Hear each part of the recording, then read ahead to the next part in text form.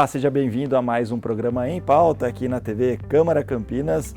Ao meu lado está o vereador Nelson Osseri. Tudo bem? Satisfação participar do Em Pauta. Eu que agradeço pela sua presença. O Em Pauta, como você aí de casa já sabe, é a oportunidade que nós temos para conversar diretamente com o vereador, saber quais são os planos, os projetos, o que se passa no seu trabalho aqui no Legislativo. E o senhor tem feito a reapresentação de alguns projetos de sua autoria que já passaram pela casa, mas por algum motivo acabaram sendo arquivados. O senhor está tentando recolocar na tramitação de novo, apresentando novamente, né? Então, por exemplo, o projeto de lei número 47 de 2020, que inclui um parágrafo na lei municipal sobre queima, soltura e manuseio de fogos de artifícios e artefatos pirotécnicos. O que o senhor pretende com esse projeto, vereador? Então, antes de mais nada, é importante reforçar que todos esses projetos reapresentados, que eu estou reapresentando, vêm no sentido de trazer benfeitorias para a sociedade, não para um bairro, para uma região, mas para a cidade de Campinas. São projetos que foram aprovados na sua legalidade, mas infelizmente, por algum motivo, a base de governo do Jonas Donizete reprova no plenário, na segunda votação na questão do mérito. Então estou reapresentando e, na verdade, dando mais uma oportunidade dos vereadores da base aprovarem projetos relevantes, esses que eu apresentei, para que a população possa ser beneficiada. Esse primeiro projeto, que fala sobre os fogos de artifício, multa para fogos de artifício com barulho. Por quê? Porque hoje no município existe uma lei que proíbe a soltura de fogos com barulho. Porém, não existe nenhuma sanção, não existe nenhuma multa. Então é um projeto inócuo, é um projeto que não tem valor nenhum, só está no papel. Então eu apresentei a multa para os fogos de artifício com barulho no sentido de preservar pelas vidas dos idosos, dos autistas, das crianças e público síndrome de Down e também dos animais. Muitos animais, com a queima de fogos com barulho, acabam sofrendo. Nós temos relato, nós temos vídeos, imagens, do susto que gera para esses animais, levando até a morte. A questão dos autistas, o tanto que sofre as crianças portadoras de autismo. Então, é um projeto que engloba toda a cidade, porque autistas e animais, idosos, tem por toda a cidade de Campinas. E o seu projeto, então, ele acrescenta um artigo, um parágrafo, Isso. Para incluir essa multa que varia de 100 UFICs a 500 UFICs, a unidade fiscal de Campinas. É apenas aplicar multa por um projeto de lei que não tem sanção, que não tem nenhuma penalidade. Então, é fazer valer a lei, não deixar ela só no papel. E quem seria o responsável pela multa junto a essas pessoas que soltam fogos com barulho? A nossa Guarda Municipal, como também podendo ocorrer convênio com a Polícia Militar. Os clubes que normalmente fazem festas de Ano Novo, eles já estão tendo um momento ali de conscientização e realizando festas com fogos sem barulho, mas aquela questão visual. Então nós queremos potencializar isso, porque ainda existem clubes que infelizmente desrespeitam a lei, porque ela não tem penalização nenhuma, e soltam fogos com barulho e acaba gerando um desconforto e problemas para a saúde da população. Mas isso não vale só para a festa de Ano Novo, vale para o ano inteiro. Vale para o ano todo. O exemplo que eu dei dos clubes em Ano Novo é porque é um momento que é onde os fogos são mais... onde ocorrem da soltura de fogos com barulho, com mais fervor. Muito bem, um segundo projeto de lei reapresentado pelo senhor é o projeto número 102 de 2018, que autoriza a visita de cães devidamente acompanhados a acolhidos e ou residentes em comunidades terapêuticas financiadas ou cofinanciadas pelo município. O que são essas comunidades? Quem são essas pessoas que estão acolhidas? E por que os cães estarem ali presentes é importante para eles? Esse, na verdade, é um projeto assim, que é um sonho, e é um projeto maravilhoso mesmo, e a população vai entender o porquê. O porquê desse projeto que autoriza a entrada de cães nas comunidades terapêuticas. As comunidades terapêuticas, para quem não sabe, são os centros de recuperação de dependentes químicos, onde eles se tratam, por onde eles recebem todo o amparo de uma equipe multidisciplinar, recebem a visita da família no primeiro domingo do mês. É um lugar onde eles ficam em total isolamento, até para a questão da reflexão, da busca da espiritualidade. Então é uma comunidade terapêutica. Todos entram de forma voluntária, assinam uma carta de próprio punho. Ocorre que muitas dessas pessoas, dependentes químicas que estão em tratamento, não têm mais vínculo familiar. O vínculo familiar já está rompido, já está fragilizado. Então, quando chega o primeiro domingo do mês, onde ocorrem as visitas, tem dependentes químicos que não recebem ninguém para visita. E o único familiar dele, a única pessoa que ele tem convívio, é o animal, é o cachorro. Então, nós autorizamos, né, a entrada desses pets, a entrada desses cães, para que eles possam visitar. E tudo começou quando eu encaminhei um dependente químico em situação de rua e ele convivia com o cachorro. 30% dos moradores de rua têm como família o cachorro. E para eles aceitarem o tratamento, normalmente eles querem levar o cachorro junto. E não tem como levar, né? A comunidade terapêutica não tem uma estrutura para um cachorro passar 6 meses. Mas ela tem uma estrutura para receber um único domingo do mês o animal.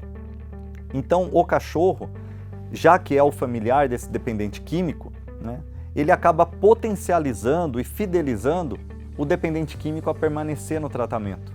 A maioria dos moradores de rua, das pessoas em situação de rua, dependentes químicas que aceitam o tratamento, se ela não recebe a visita do seu cachorro no primeiro domingo, ela desiste. Ela não quer mais ser tratada. Ela manipula, ela inventa a conversa para tentar se desligar do tratamento porque ela não recebe a visita do cachorro. Então, já que nós constatamos que muitos moradores de rua têm como família o cachorro, por que quando o dependente químico em situação de rua for tratado, não poder receber a visita do seu familiar, que é um cachorro?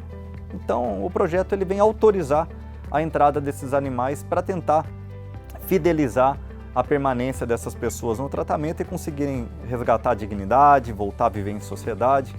Então é um trabalho que o cachorro ele é benéfico, ele é importante e por isso apresentei esse projeto. Quando essa pessoa em situação de rua ela é acolhida por esse núcleo, o cachorro também acaba sendo acolhido pelo Departamento de Proteção Animal, é isso? Exatamente. E aí quem que leva o cachorro até lá? A própria zoonose ou então a própria comunidade terapêutica, né? Ela tem veículos, né, que podem utilizar para essa locomoção, né? Uma Kombi, um caminhão, uma perua, né? É tudo muito simples. A zoonose ela é responsável por esses animais, a causa animal, né? Os defensores da causa animal.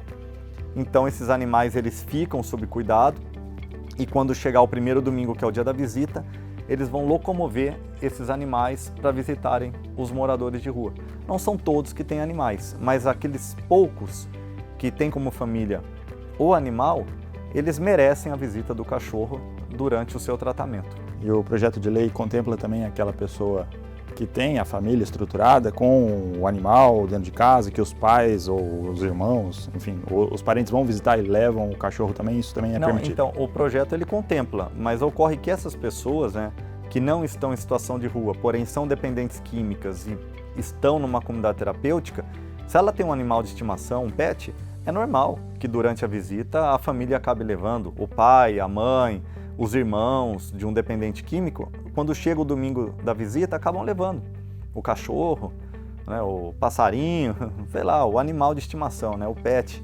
Eu acho que o animal ele tem um grande significado na vida do ser humano e em especial dos dependentes químicos, né, que entendem o pet como um membro da família e eles precisam da visita desses animais até para poder fidelizar mais o tratamento e conseguir concluir.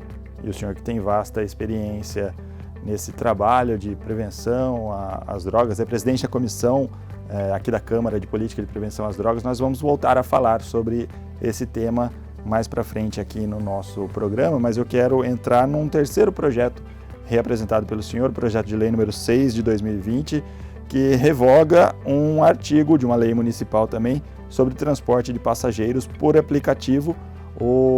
A lei municipal ela determina que o carro possua um adesivo de identificação. E o senhor, com essa lei, quer retirar esse adesivo. Por quê? Primeiramente, né, existe aí uma briga muito grande quando você toca no assunto transporte por aplicativo, Uber 99, Cabify e esse monte de plataformas que existem hoje e que vieram realmente para mudar a mobilidade da cidade, até porque o transporte público não é eficiente, é caro, né? E então acaba existindo aí algumas confusões, né, algumas discussões desnecessárias. Eles acabam comparando o transporte por aplicativo com táxi, com ônibus, com viatura da polícia, da guarda. E não tem nada a ver uma coisa com a outra. O transporte por aplicativo, ele é privado, é particular. Eles pagam impostos, eles pagam licenciamento, IPVA, eles não têm desconto nenhum para adquirir um veículo. Toda a identificação do motorista está na plataforma, está no aplicativo, porque é um transporte por aplicativo. Eu só posso chamar pelo celular. Eu não posso abordar um transporte por aplicativo na rua de qualquer jeito apontando a mão. O transporte por aplicativo não tem ponto, né? Ele só vem quando você chama pelo aplicativo, o nome já diz.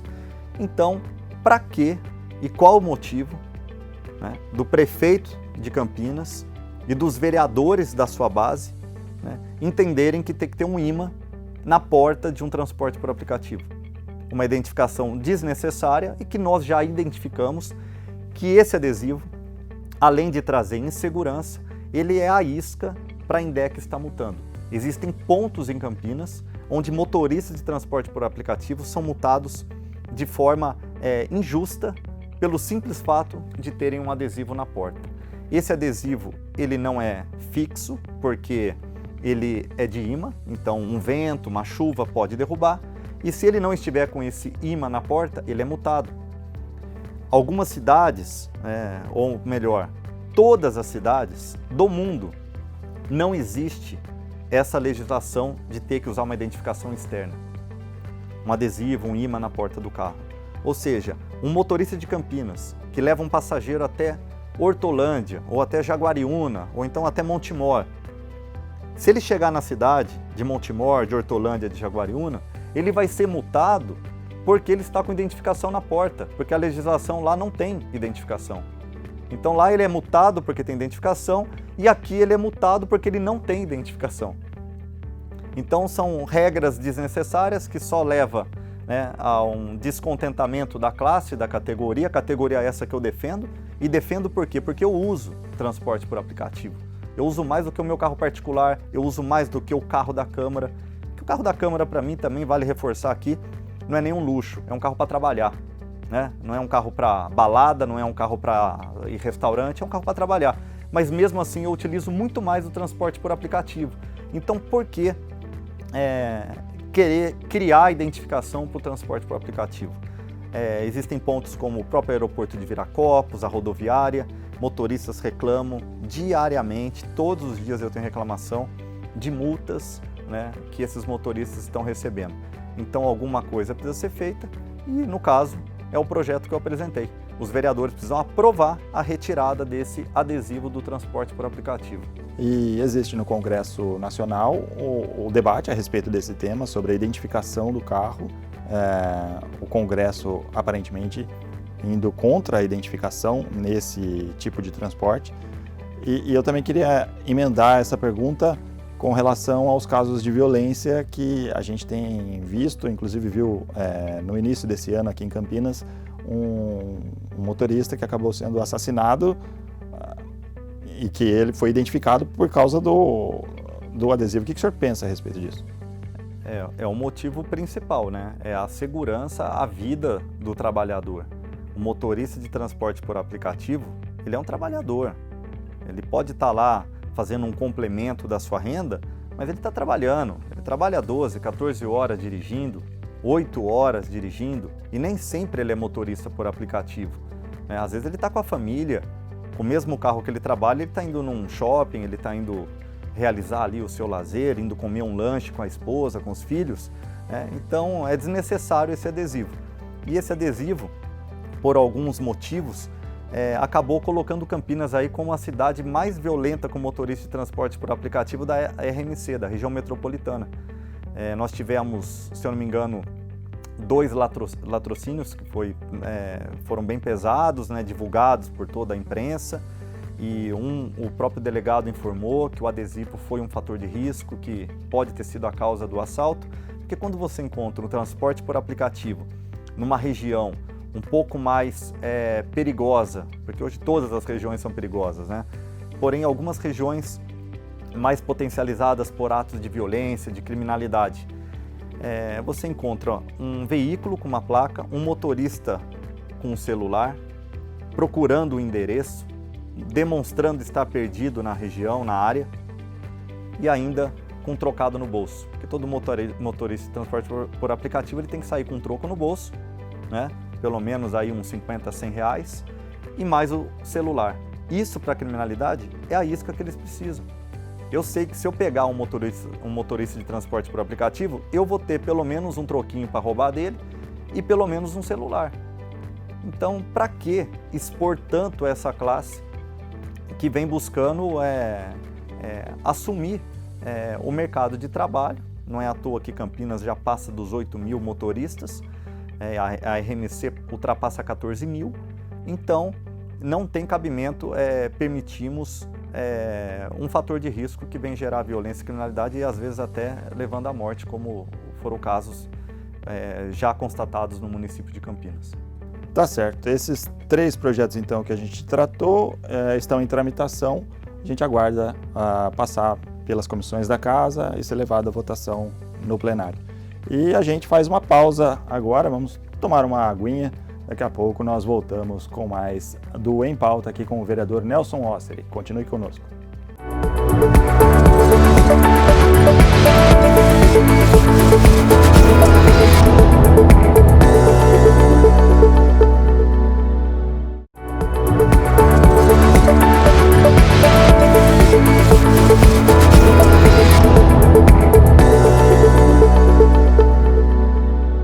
O Em Pauta está de volta aqui na tela da TV Câmara Campinas, ao meu lado o vereador Nelson Osseri. No primeiro bloco a gente falou dos seus projetos apresentados e agora eu quero entrar numa outra questão, né? O senhor falou no final do primeiro bloco a respeito do transporte por aplicativo. A gente sabe que transporte tem muito a ver também com fiscalização. Eu queria entrar na questão das multas, em especial as multas de trânsito. O senhor protocolou uma representação no Ministério Público de São Paulo com relação a um radar na Avenida Engenheiro Francisco de Paula Souza, é aquela avenida que sai aqui da Câmara Municipal de Campinas e vai para Valinhos.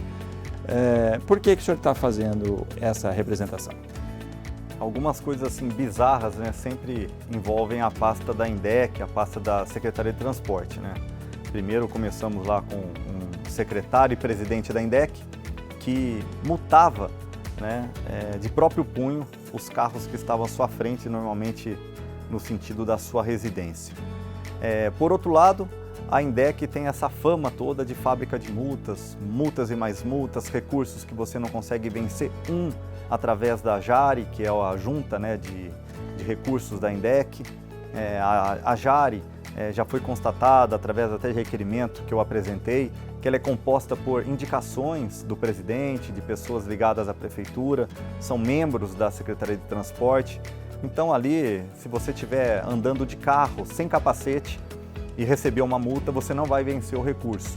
São algo assim realmente bizarro que acontece nessa pasta. E agora mais uma situação, né? Eu representei, né, no Ministério Público uma avenida, município de Campinas já, onde a sinalização ela está posterior ao radar. O radar vem antes da sinalização. Ou seja, eu peço aí o cancelamento dessas multas, né? É o mínimo que pode ocorrer, porque a sinalização ela tem que estar de forma a conscientizar, a evitar, amenizar um problema e não apenas penalizar, multar o cidadão que já paga aí altos impostos. Aqui em Campinas existe muita gente conversando e muita gente fala a respeito da indústria da multa, a chamada indústria da multa. O senhor é a favor dessa tese ou o senhor acredita que a fiscalização deve existir para a educação dos motoristas? A fiscalização ela deve existir para conscientização, para educar os motoristas, né? Eu acho que nós temos aí um número considerável de agentes de trânsito. Eu tenho uma opinião um pouco radical referente à INDEC. Eu acho que ela não é necessária, né? Eu sou a favor que feche a INDEC e fique apenas com a Secretaria de Transportes. Aqueles funcionários de carreira da INDEC sejam transferidos para a Secretaria de Transportes e aqueles comissionados técnicos que realmente trabalham e não façam parte do cabidão de emprego, né, dos vereadores da base, eles sejam lotados na Secretaria de Transporte. Mas nós não precisamos ter uma INDEC e uma Secretaria de Transporte. Nós precisamos de agentes de trânsito que possam realmente conscientizar, educar a população, porque a população, ela por muitas vezes é penalizada por erro da própria INDEC, por pegadinhas da própria INDEC. Então, o radar é um exemplo disso, né? Hoje nós temos aí cerca de 4, 5 velocidades diferentes, às vezes na mesma avenida. Você pega a Avenida Mackenzie, você começa a 60, cai para 40, volta para 60, chega a 70 no final. Então, para que essa salada de velocidades? Por que essa salada de sinalização? Eu costumo dizer que o motorista hoje ele olha mais para o velocímetro do que para frente. Você não olha mais para o para-brisa, você não olha para frente, você olha para o velocímetro. Porque você não sabe mais se você apela e toma uma multa ou se você bate o carro. Você tem que decidir. Então, a atenção e a conscientização, ela é muito bem-vinda, né? E sou totalmente contra a penalização e contra a INDEC. Certo. Mudando de transporte para habitação. O senhor está defendendo, inclusive defendeu na tribuna da Câmara Municipal, a abertura de uma CPI, a Comissão Parlamentar de Inquérito, por um suposto esquema de negociações de regularizações fundiárias com líderes comunitários, isso daí nas áreas invadidas em Campinas. Isso seria com a conivência ou com a participação de pessoas ligadas à Secretaria de Habitação, à Coab? Exatamente. Hoje um cidadão que depende aí da Coab, ela fica 20, 40 anos na espera para conseguir a casa própria. Então, o que eu denunciei, na verdade, é uma denúncia já existente no Ministério Público do Estado. Eu simplesmente acalorei ela diante os agravamentos da denúncia, né? São nomes citados, envolve o ex-secretário da pasta, envolve o atual secretário, envolve o prefeito. É um tráfico de influências ali para tentar beneficiar essas empresas e algumas empresas até oculta, onde entra o nome do prefeito Jonas Donizete como um sócio oculto, né, dentro da regularização fundiária e da ocupação através desses líderes comunitários. Então, o Ministério Público já está agora no momento de ouvir a oitiva de testemunhas, já está ouvindo esses líderes comunitários e eu tenho absoluta certeza que o Ministério Público ainda vai instaurar inquérito e a Câmara Municipal ela não pode ser omissa. Por isso que a função principal do vereador é fiscalizar. Então eu estou cumprindo meu papel, né? Eu sei que incomoda algumas pessoas, mas não é essa a minha preocupação. Enquanto vereador, eu vou continuar fiscalizando, vou propor quantas CPIs forem necessárias, né? Porque nós precisamos fiscalizar. Essa é uma ferramenta que compete ao vereador. E se o vereador não quer fiscalizar, não tem sentido ele estar aqui, né? Então, se existe esse problema na Coab, já está denunciado no Ministério Público, o próprio promotor já mostra que a Câmara ela está necessariamente atrasada, né? Então, por que não abrir uma CPI?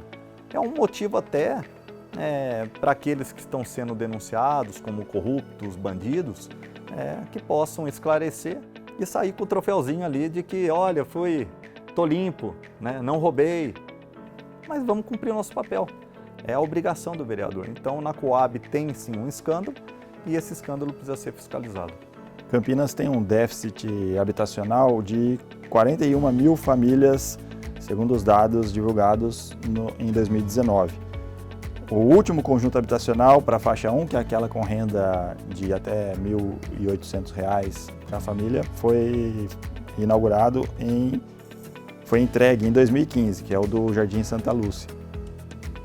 No ano passado, o presidente da Coab até chegou a comentar que haveria plano de firmar parcerias com construtoras para tentar diminuir esse déficit, mas ainda assim não seria possível zerar. Na sua opinião, o que precisa para zerar esse déficit habitacional? Acho que zerar, diante de toda essa situação, né, ainda mais com essa denúncia bem robusta, uma denúncia grave, eu acho difícil zerar, mas amenizar um pouco eu acredito que consiga, mas não vai ser com o governo Jonas Donizete, até porque é um governo que já vem de tempo, né, atolado em escândalos, e isso acaba engessando algumas pastas, e a pasta da Coab é uma pasta engessada. Hoje você vê só movimentação da Coab em cima de áreas de risco, que até então não era área de risco, áreas de invasões, que estão lá há 40, 50 anos invadidas, e agora começa a existir um movimento da Coab para tentar tirar essas pessoas desses locais, mas sabemos que por trás tem grandes empreendimentos interessados nessas áreas. Então é tudo muito complicado, eu acho difícil chegar ao nível zero de falta de moradia, e vale considerar também o vale aluguel, né, o auxílio aluguel que a Coab oferece. É um auxílio bizarro, de um valor totalmente insignificante, né, desproporcional às famílias que residem em área de risco. É muito fácil você marcar um X na casa de um ser humano e mandar um papelzinho falando que a casa dela vai ser demolida e que ele vai receber um auxílio aluguel de quase R$600. R$600, infelizmente, você não aluga em nenhuma parte da cidade, a não ser um quarto, mas para uma família de 5, 6 pessoas. Então, acho que isso precisa ser revisto. Acho que precisa ser revisto também muitas das moradias que foram adquiridas pela Coab, que é para uso exclusivo, e tem muita gente que faz negócio, que aluga, né? Tem muita gente que vende, e a Casa Popular ela não foi feita para isso, tanto da Coab quanto do Minha Casa Minha Vida. São casas que não podem ser vendidas, é para você morar, para a população mais carente. Então eu defendo isso, a casa popular para aqueles que realmente precisam, e um auxílio aluguel um pouco mais significativo para que possa suprir aí a necessidade de uma família que está sendo removida. Certo, só para título de informação, esse pedido de abertura de CPI já conta com 9 assinaturas, para ter a abertura de fato são 11 assinaturas. Mudando então a pauta para a gente já ir para o encerramento do nosso programa, rapidamente eu gostaria de falar a respeito das suas palestras com relação à prevenção às drogas. O senhor promove palestras, eventos em algumas comunidades, em igrejas. O que o senhor trata com essas palestras? Como que as drogas afetam a sociedade de um modo geral? A droga é o pior mal do século, né? Já faz tempo que os pais hoje estão se preocupando com o problema das drogas. Eu costumo levar não só para igrejas e escolas, como também para as empresas, né? Palestras de prevenção às drogas, é uma palestra de conscientização educativa, ela tem um linguajar muito fácil para entendimento, ela dura cerca de 1 hora. Temos uma palestra também voltada só para os pais, além dos jovens, né? Aí é uma palestra com um tempo mais curto, mas a gente busca mostrar as consequências do uso e abuso de drogas, estatísticas, né? A questão do desemprego, o tanto que a droga afeta, né, um funcionário, né? Quantos funcionários hoje aí não sofrem com os riscos, né, de acidente de trabalho por conta do uso e abuso de drogas, o quanto que as empresas não sofrem com o funcionário que não vai trabalhar. Hoje um funcionário que usa droga, ele representa 50% das faltas, ele não tem um sono reparador, ele não consegue trabalhar no outro dia, né, vive ali de atestado.